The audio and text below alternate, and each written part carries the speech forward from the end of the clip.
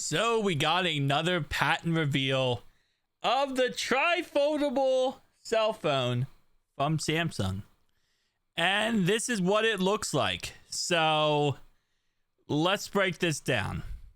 One of the actual screens, behind one of the actual screens, does actually have the 3 camera setup. I also hope that the camera setup doesn't look like this. It might. This kind of reminds you like the Pixel 1 type of phone camera setup, but I kind of hope it doesn't look like this in the end, to be honest. Who knows? Samsung. We have the volume rocker with the power button on top here. Then as we go down, we see a side view here, which is again the volume rocker, the power button. We also have one hinge, and then we have second hinge. Go down even more, and we have the side with the USB-C port and double hinges. Nice. Then we have ourselves the actual outside of the phone and the thickness of it, which is funny because Samsung and all these companies now are trying to make the thinnest cell phone possible. Not gonna lie, this is definitely not the thinnest.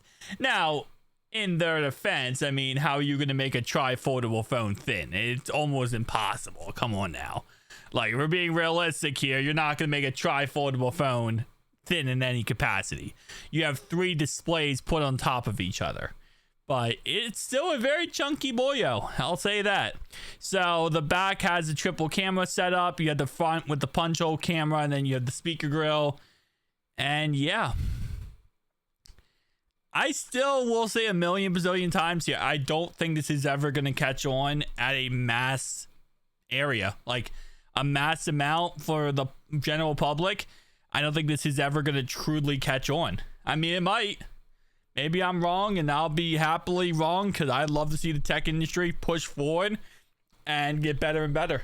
But the more I look at these tri-foldable phones and then the price tag, I mean, we're still at a point, now 6, almost 7 generations deep into the Z Fold series, and we still don't have Z Fold series with a reasonable price tag. You know, usually over time, technology gets cheaper, but that's not the case. With the chip shortages and the tariffs, it's not making anything cheaper. So prices are only going up higher and higher and higher.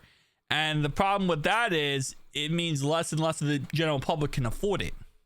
/ even want to get it, right? Think about tri-foldable, or about, I would say foldable phones in general. People don't realize how good and amazing foldable phones are until they truly use it for themselves. That's when they truly realize how good foldable phones are. But you have to use it for yourself in order to find out how good they are. And the problem is, with the price tag being so steep, it's not at a price tag where you can, like, you know, oh, I want to just try it out and see if I like it. It's $1,800, $1,900. After tax, you're talking about $2,000+.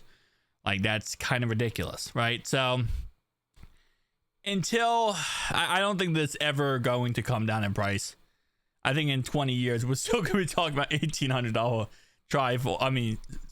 regular foldable cell phones. Tri-foldable, I think, will always be $2,500+, but it is what it is at the end of the day, right? Tell me down below your thoughts, opinions. Hopefully they don't go up in price. That's all I gotta say.